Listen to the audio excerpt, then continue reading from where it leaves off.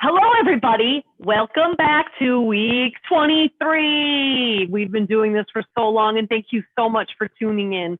So this week's theme is going to be trying new things. So this is all going to be about building up your child's courage. So I'll dive into the theme, and then Cinnamon will take over at one point to talk about the math and science concepts. So I'll just get right started. Again, it's trying new things. Some of the books, there's plenty of books out there, children's books that have children that are encountering or characters, I should say, that are encountering things that might be scary, or, going to school, or, just trying new things for the first time. And some of the options, you'll see the list on the curriculum itself, but Giraffe Can't Dance is one that I have here, and Little Bat. Again, there's a ton of books about it, so feel free to look at your local library or just look through your child's collection to find some books on that. So trying new things. So we have to remember how difficult it is for children to encounter new situations. It takes a lot of courage. So it's important for us to give them the words to use for that. And so one of the words to discuss with them is challenge. So just expressing to them that I know this can be a challenge, or what is a challenge? So how can we challenge ourselves? And so sometimes we can challenge ourselves by trying something new. You might know something in particular that your child has trouble with. And so you might really want to focus on that. And maybe it's something you're going like, why are they having such a hard time with this? But it might be something you want to focus on to build their courage to try that.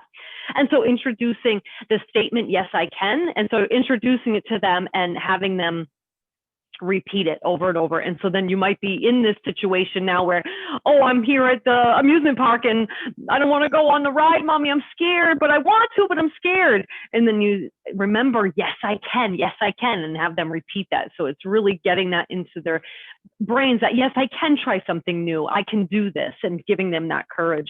And then really try something new.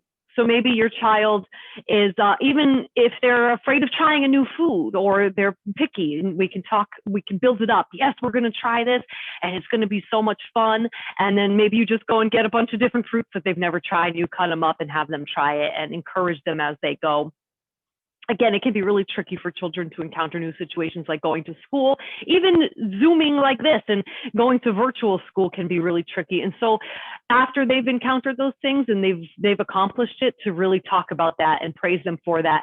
And if they haven't, or they've had a hard time, remember that time you wouldn't, you cried and you wouldn't let the doctor give you your flu shot? Remember that? Next time, why don't you say, yes, I can, and talk them through that. And so some of the activities that go along with that. This one, well, actually, I'll start with this one. And so this might be geared to older kids, definitely. But remember, well, I'll explain it first, and then I'll talk to you about how we can, do this for younger kids as well. But giving them a paper plate and telling them on one side, draw how you felt before you tried something new, and then on the back side, draw how you felt after. And so I just made mine. I could have done better, but stick figures. This is a hula hoop, and this is how I felt before looking at the hula hoop. I can't hula hoop. And then look at after I tried, I felt so happy that I tried. Sunny. And so for older kids, yes, they might be able to draw this, but for younger kids, they might just even scribble. Don't discourage them just because you won't be able to see what they've drawn. Ask them, what is it that you drew? And then write that down next to it. It's really important to do that, to assign words to it, and then to hold that there and say, oh, yes, I see. You were trying to hula hoop. And so that'll be a fun way to get them to think about that. And you can even do that once you guys do that challenge, do this activity to follow up with. Something else you can do is really just make something new.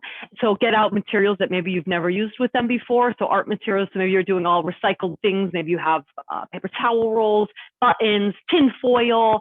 Maybe you're opening up your junk drawer and going, okay, well, we don't need these straws, or why do we have this fabric here? And then you're putting it all together, making something new, trying something new. And then this is, Cinnamon's going to go into it. So our math and science skill is patterning, is so making patterns.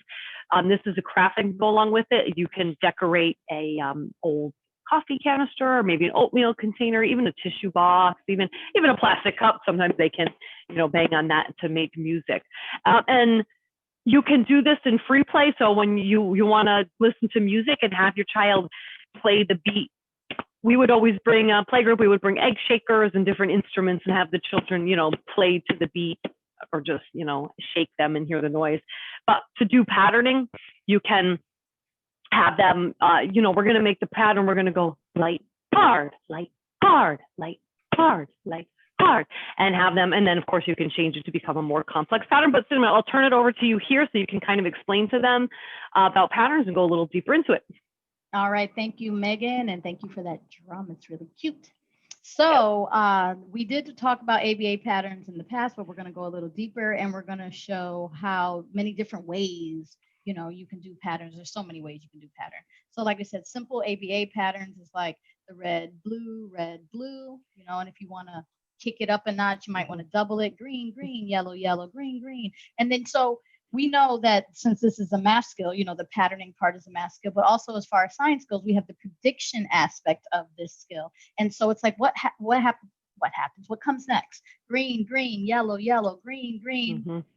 And even saying it like that, you can hear the pattern. So here's a couple more that I made. So something that's a little more difficult is when the pattern is not what the manipulative looks like, but necessarily a different kind. And so, you know, looking at it might be difficult for them to figure it out. So here we have 1, then we have 1, 2, then we have 1, 2, 3. And what would come next?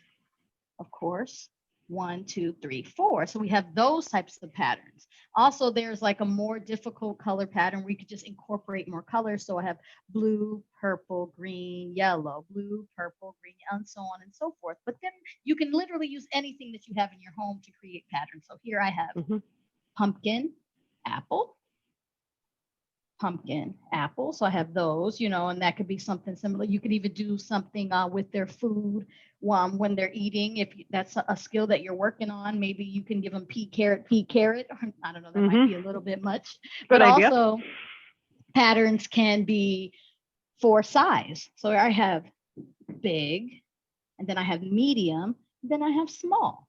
And so this could also be a pattern as well. And there's so many different ways to do patterns. We talked about hand clapping patterns, like the patterns Megan did with the drum, as well as, you know, kicking it up a notch, having your child close their eyes and listen to the patterns and see if they can imitate it. But like I said, patterns are a really great math and science skill that your child will have to know for school anyway. So it's good to practice in fun ways. Yes, absolutely. And then one of the activities listed on the curriculum was cutting out a bunch of shapes and having them glue it on. So if they're older, you can just lay it out and say, make me a pattern. If they're a little bit younger, you can, like Cinnamon said, have them predict. So maybe you start here, you glue all of this, and you say, what would come next? Glue it on for me. And then, you know, if you want to do basic pattern, then you pick something, you know, all of the same color. So we're going to do all these shapes, but the same color, because then you can get it, you know, you can get really complicated with increasing those patterns as you go. So thank you, Cinnamon. I think I'll just end it with just some ideas for growth motor and get their bodies moving. If you have this Giraffes Can't Dance book, it's a great book. You can dance like the giraffe. You could do the music with the drum and dance and play the drums. You can even act as animals. And so that's, you know, what does a monkey do? Let's see. And we get our bodies moving like a monkey or a bat or a giraffe, any of the animals in there. But I think that's all that I have. Is there anything you wanted to add? No, I think that you did great. Thank you so much. Great job. All right. Goodbye, parents. We'll see you next week. Take care.